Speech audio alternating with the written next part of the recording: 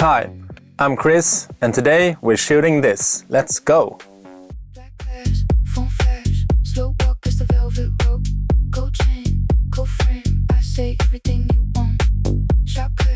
Okay, my model just arrived. Tell me about yourself.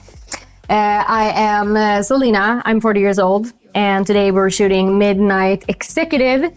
And it's kind of like when you are a big shot boss at an office and you are more or less just tired and fed up of everything. Yeah, sounds cool. Let's do it. Yes.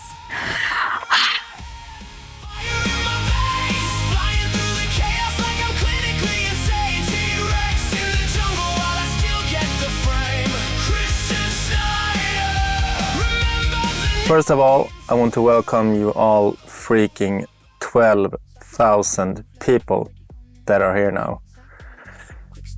It's insane. It's the 24th of June now. I posted my first video on the 18th of May. I'm super happy that so many are watching, commenting, and first and foremost that you like my material and what I teach you. And hopefully you can use it yourself in your own shoots in the future or now. And sometime I'm going to take you behind the scenes of some of the things that pays my bills as well. I love those gigs as well, but it's not all models and glamour, I can promise you that.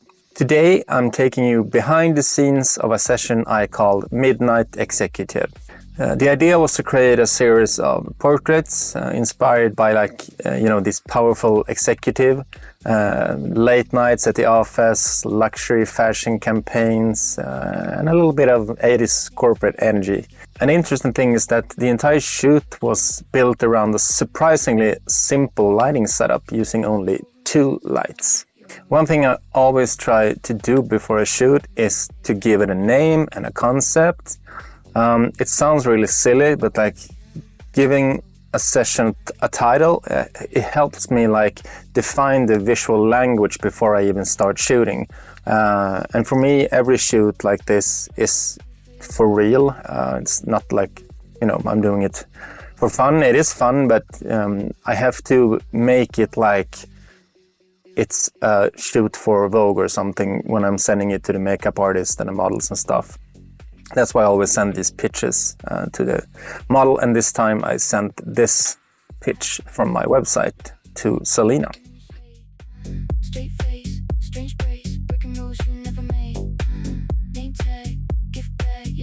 I wasn't trying to photograph a CEO, I was trying to photograph the feeling of a CEO, if you know what I mean. Like late nights, expensive glasses, too much coffee, a little mystery, a little fashion, a little power. All right, now for the lighting setup. In this episode, I actually filmed myself setting it up. So let's go to Studio Brillorm right now. Welcome to my studio here in Stockholm, Studio Brillorm. It's a small but efficient place. Today we're shooting the Midnight Executive, and we're not going to use the standard setup. We're going to use a beauty dish, and we're going to roll one of these negative fills on the other side, and we're going to use a kicker. One of these will be for a little jawline, a little hair glow. So I'm going to change this now and tag along.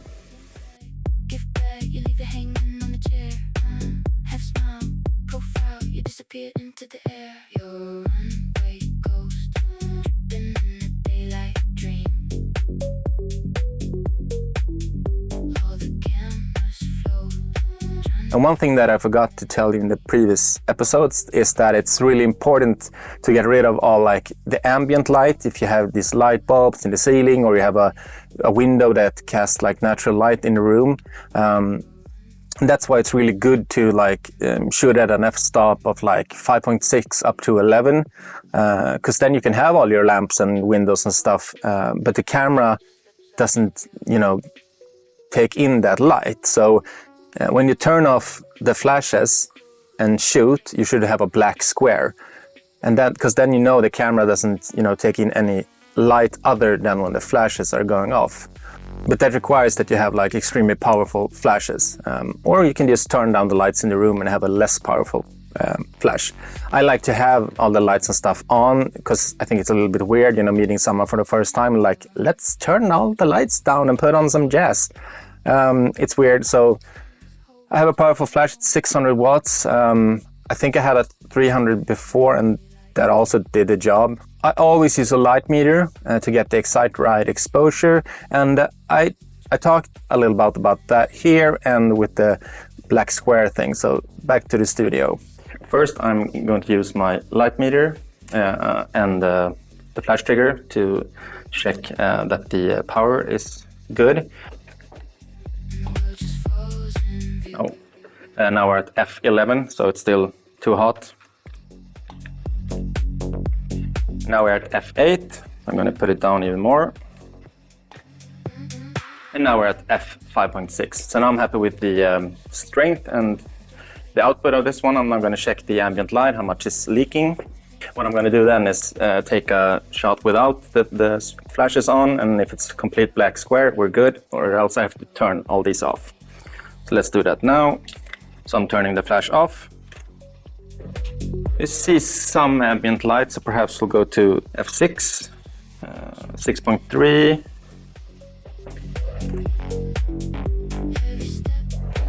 And yeah, now we have a completely black square. So now we're good to go. And this like entire shoot lives or dies by one thing. It's the position of the beauty dish.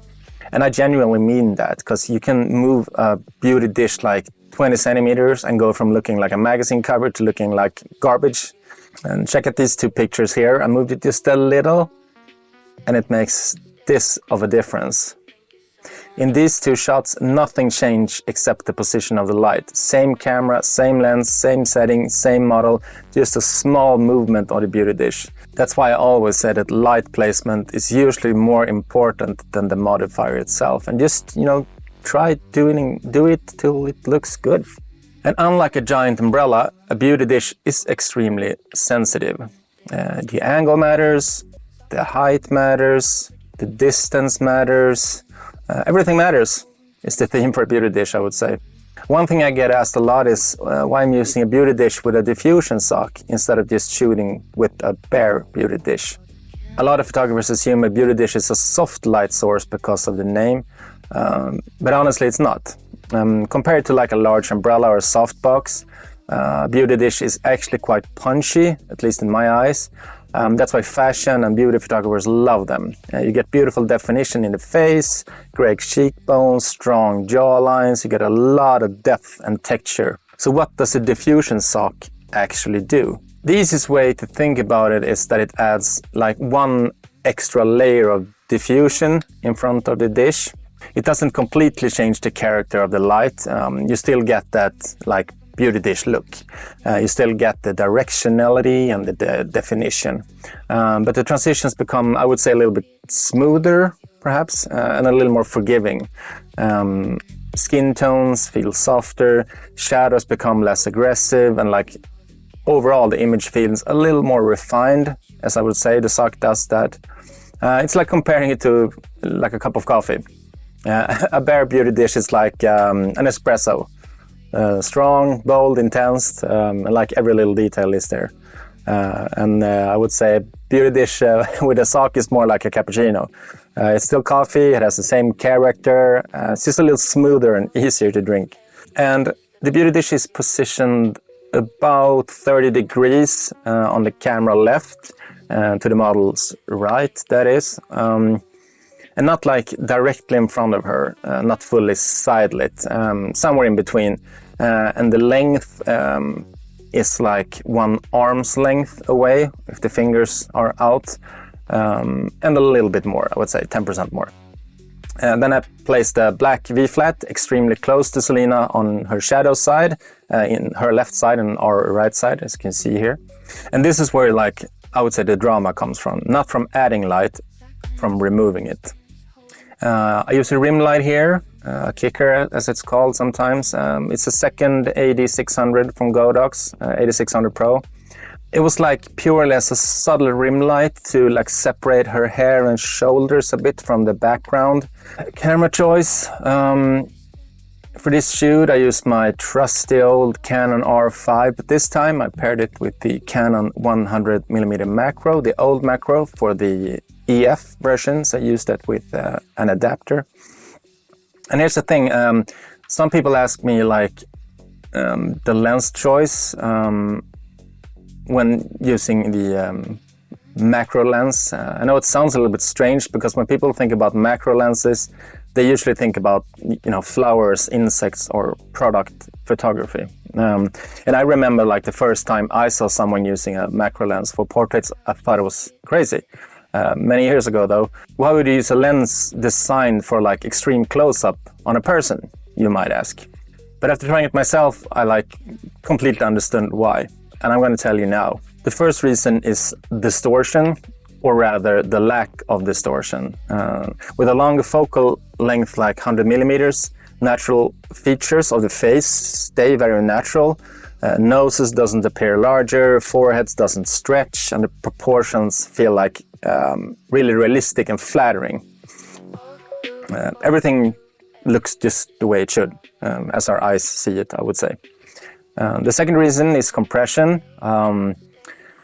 100mm lens gives you like beautiful compressed look where the face feels sculptured and elegant, and the background appears closer. You don't see that as much in a studio, of course, but if you were like outside. And it feels more balanced, and the whole image gets a more refined, high-end fashion look. It's really a big difference. So if you can get your hands on like 100 or 90 or 110mm macro, go get it. You won't regret it. Ooh, that rhymes. It's subtle, but it's one of those things that makes a portrait feel expensive. And the third reason, obviously, is sharpness. Macro lenses are designed to resolve an incredible amount of detail. Like here, when you zoom into the eyes, the eyelashes, the makeup, the texture, the iris, everything is ridiculously sharp. And for beauty photography, that's like exactly what you want.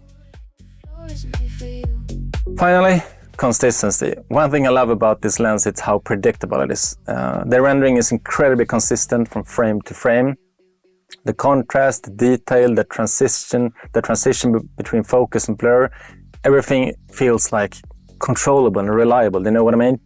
But also the downside can also be it almost too sharp. You start seeing things people don't even know they have on their face. But like if you know retouching and, you know, dodging and burning and all that, a macro is the dream.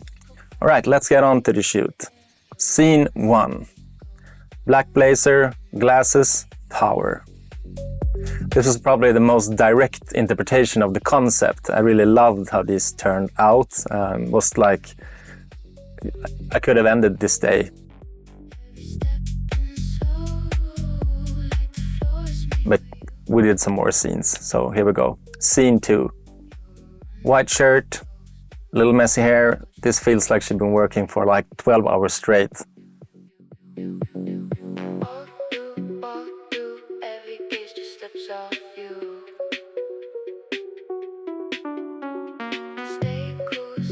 All right, scene 3. Fashion sunglasses. Now we're moving into fashion campaign territory. Imagine that boss working at like Dior or something, just on her way to the office to, you know, tell her team what to do.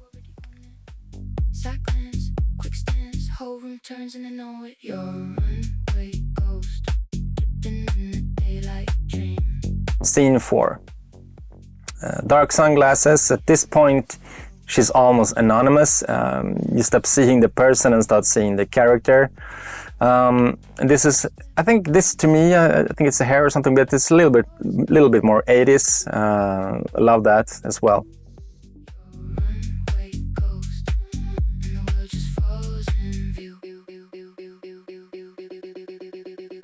Scene 5, hair up.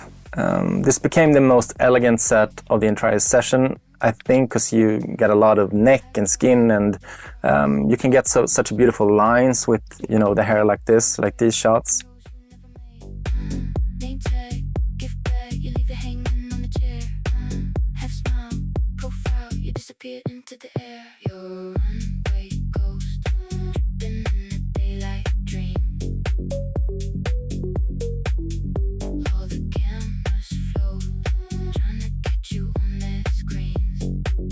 Which one of these was your favorite? Let me know in the comments. I'd love to hear your thoughts. One thing I love about portrait photography is that you're not really photographing clothes, makeup, or lighting.